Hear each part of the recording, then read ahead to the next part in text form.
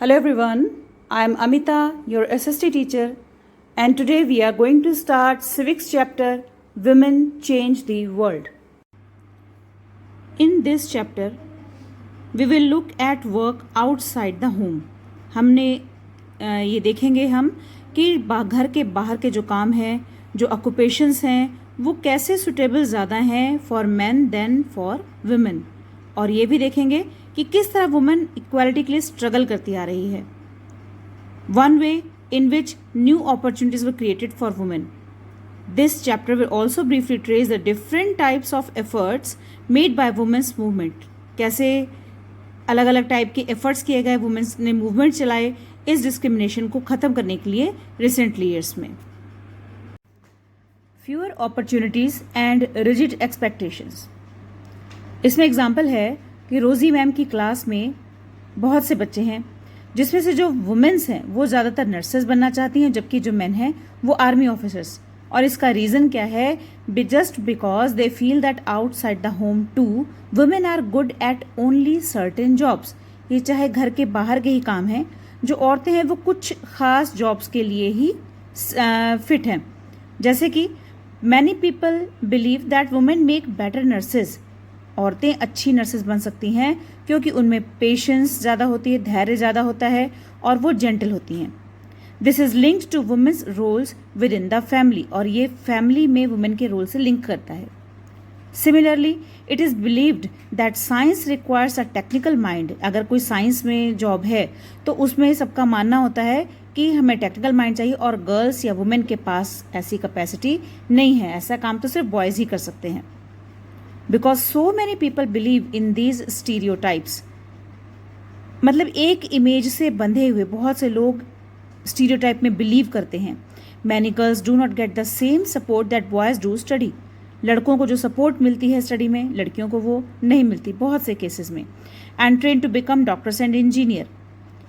In most families, once girls finish school, they are encouraged by their families to see marriage as their main aim in life. ज़्यादातर घरों में जब लड़की की पढ़ाई पूरी हो जाती है तो उससे ये इनकरेज किया जाता है फैमिली मेम्बर्स की तरफ से कि अब स्टडी पूरी हो गई और इसका मेन एम जो है वो शादी करके घर बसाने का है. It is important to understand that we live in a society in which all children face pressures from the world around them. हम ऐसी सोसाइटी में रहते हैं जहाँ बच्चों को हर तरफ से प्रेशर झेलना पड़ता है. समटाइम्स ये जो प्रेशर है, ये जो डिमांड है, ये हमारे बड़े बुजुर्गों की, एडल्ट्स की तरफ से ही होती है. समटाइम ये डिमांड हमारे एडल्ट्स की तरफ से होती है, बुजुर्गों की तरफ से, और कई बार हमारे फ्रेंड्स की तरफ से होती है. Boys are pressurise to think about getting a job that will pay a good salary. Boys के ऊपर हमेशा ये प्रेशर होता है, ये दबाव होता है कि वो ऐसी जॉब हासिल करें जहाँ पर अच्छी सैलरी मिले. They also teased and bullied if they do not behave like other boys. उनको टीज किया जाता है या उनके साथ रैगिंग की जाती है अगर वो दूसरों की तरह बिहेव नहीं करते. तो इस तरह ये बहुत सी प्रॉब्लम्स फेस करनी पड़ती हैं बॉयज़ को एंड गर्ल्स को. Going to school is an extremely important part of your life.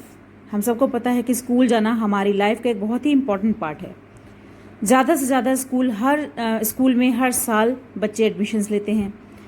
तो हम ये सोचते हैं कि ये नॉर्मल है बच्चों का स्कूल जाना, इट्स अ नॉर्मल थिंग. लेकिन आजकल बहुत ही डिफ़िकल्ट है इमेजिन करना कि बिना पढ़े भी क्या कोई बच्चा रहता है. हमें लगता है कि ये तो बहुत ही अप्रोप्रिएट है, ये आउट ऑफ बाउंड्स है कि हर बच्चा तो स्कूल जाता ही है. बट इन द पास्ट, लेकिन अगर हम पुराने टाइम की बात करें, the skill of reading and writing was known to only a few. पढ़ने और लिखने की ये जो स्किल थी ये कुछ लोगों के पास ही थी. ज़्यादातर जो बच्चे थे वो अपने फैमिली मेम्बर से, अपने बड़ों से ही सीखते थे.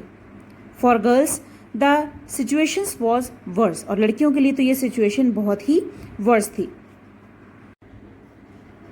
इन communities that taught sons to read and write, लड़कों को बोला जाता था पढ़ने लिखने के लिए, लड़कियों को अलाउड नहीं था कुछ सीखना पढ़ना. यहाँ तक कि फैमिलीज़ में where skills like pottery, weaving and craft were taught, the contribution of daughters and women was only seen as supportive. यहाँ तक कि घर में अगर कोई पॉटरी का या वीविंग का या क्राफ्ट का कोई भी काम होता था तो लड़कियाँ सिर्फ उसमें सपोर्टिव रोल प्ले कर सकती थी, वो उसको सीख नहीं सकती थी. For example in the pottery trade women collected the mud, वो उस मड को कलेक्ट करना, prepared the earth for the pots, pots बनाने के लिए अर्थ रेडी करना। But since they did not operate the wheel, लेकिन फिर भी वो व्हील को ऑपरेट, जिसके ऊपर व्हील यानी कि जिसके ऊपर बर्तन बनाए जाते थे, उसको ऑपरेट नहीं कर सकती थी। They were not seen as potters, उन्हें पॉटर्स के रूप में नहीं देखा जाता था। They were only play role as a supporter. 19th century में नए आइडियाज़ आए एजुकेशन के बारे में और स्कूल बिकेम मोर कॉमन, ज़्यादातर स्कूल कॉमन होने लग गया। हर कम्युनिटीज़ के लिए रीडिंग राइटिंग स्टार्ट हो गई, बच्चों को स्कूल भेजना शुरू किया गया।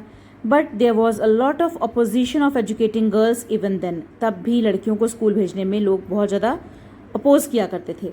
Yet many women and man made efforts to open schools for girls, फिर भी बहुत से मेंस और वुमेन्स ने कोशिश की कि लड़कियों के लिए स्कूल खोले जाएं। Women struggle to learn read and write, और वुमेन्स ने रीड एंड राइट करने के लिए, पढ़ने लिखने के लिए बहुत ज़्यादा स्ट्रगल की। इसी से रिलेटेड एक स्टोरी है यहाँ पर गिवन है रस सुंदरी दासी देवी की, जिनका जन्म वेस्ट बंगाल में हुआ था आज से करीब 200 साल पहले। जब वो 60 ईयर्स की थी तो उन्होंने अपनी ऑटोबायोग्राफी लिखी थी बांग्ला लैंग्वेज में, और उनकी बुक का नेम था अमर जीवन। अमर जीवन पहली ऐसी ऑटोबायोग्राफी थी जो किसी इंडियन वुमेन ने लिखी थी। Rashsundari Devi was a housewife from a rich landlord family, ये बहुत बड़ी और रिच जमींदार फैमिलीज की बिलोंग करती थी और एक बहुत बड़े जमींदार की वाइफ थी। उस समय ऐसा माना जाता था कि अगर कोई औरत पढ़ेगी लिखेगी तो वो अपने घर के लिए, अपने हस्बैंड के लिए बैड लक लेके आएगी और वो विडो हो जाएगी, उसका हस्बैंड मर जाएगा। डिस्पाइट दिस, इन सब के बावजूद शी टॉट हरसेल्फ, उसने अपने आप को पढ़ाया, लिखना पढ़ना सीखा in secret well after her marriage, अपनी शादी के बाद छुप छुप के उन्होंने ये काम सीखा। Our next topic is schooling and education today. आजकल लड़के लड़कियां दोनों ही स्कूल लार्ज नंबर में अटेंड करते हैं, फिर भी हम देखते हैं कि there still remain differences between the education of boys and girls. अभी भी उनके एजुकेशन में बहुत डिफरेंसेस हैं। इंडिया में हर 10 साल बाद सेंसस होते हैं। सेंसस यानी कि जब पॉपुलेशन काउंट कर जाती है हर 10 साल के बाद, तो उसे सेंसस कहा जाता है। It also gathers detailed information, इसमें पॉपुलेशन के साथ साथ डिटेल इन्फॉर्मेशन कलेक्ट की जाती है लोगों की लिविंग के बारे में, जैसे कि उनकी एज, स्कूलिंग, वो क्या काम करते हैं और वगैरह वगैरह। We use this information to measure many things, और ये इन्फॉर्मेशन बहुत सी चीज़ों को मेजर करने के लिए कलेक्ट की जाती हैं, जैसे कि कितने लोग लिटरेट हैं, पढ़े लिखे हैं, मेन और वुमेन की रेशियो कितनी है। According to 1961 census, about 40% of all boys and men 7 years old and above were literate, and that is they could at least write their names, at least वो अपना नाम तो लिख ही सकते थे, compared to just 15% of all girls and women, और girls इसके comparatively कितनी थी, only 15%. In the most recent census, और जो कि सबसे रिसेंटली सेंसस हुआ 2011 में, these figures have grown to 82% for boys, boys का 82% हो गया, and 65% for girls and women. This means that the proportion of both men and women who are now able to read and have at least some amount of schooling has increased. तो ये जो proportion था ये पहले से काफ़ी increase हुआ, लेकिन जैसे कि हम देख रहे हैं the percentage of the male is still higher. अभी भी फीमेल की कंपैरेटिवली मेल ग्रुप का परसेंटेज हायर है. The gap has not gone away, ये दूरी अभी भी कम नहीं हुई है. यहाँ पर एक टेबल गिवन है. अगर इस टेबल को ध्यान से हम देखें तो इससे ये हमें पता चलता है कि जो गर्ल्स हैं, जो दलित यानी कि सोशल शेड्यूल कास्ट और जो आदिवासीज हैं, सोशल ट्राइब्स बैकग्राउंड से बिलोंग करते हैं, are less likely to remain in school, वो कम स्कूल जाते हैं. द 2011 सेंसस ऑल्सो फाउंड, 2011 के सेंसस में पता चला कि जो मुस्लिम गर्ल्स हैं वो कम स्कूल जाती हैं than SC and ST girls to complete primary school, जबकि एक मुस्लिम गर्ल जो है वो स्कूल में सिर्फ 3 साल बिताती है. Girls from other communities spend around, बाकी कम्युनिटीज़ की जो गर्ल्स हैं वो अराउंड 4 years स्कूल में स्पेंड करते हैं.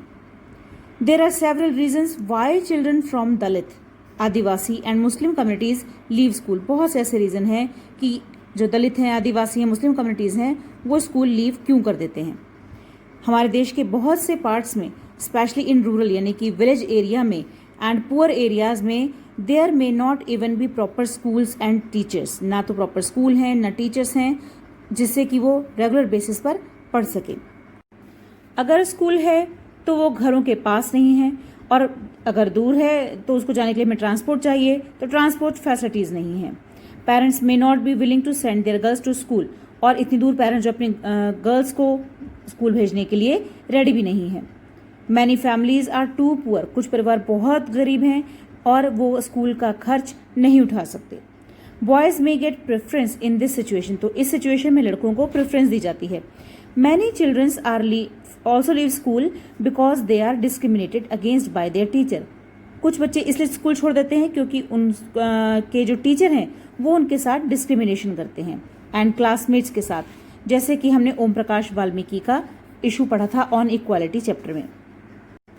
Women's movement, women's and girls now have the right to study and go to school. औरतों के पास, लड़कियों के पास ये अधिकार है कि वो पढ़ें और स्कूल जाएं।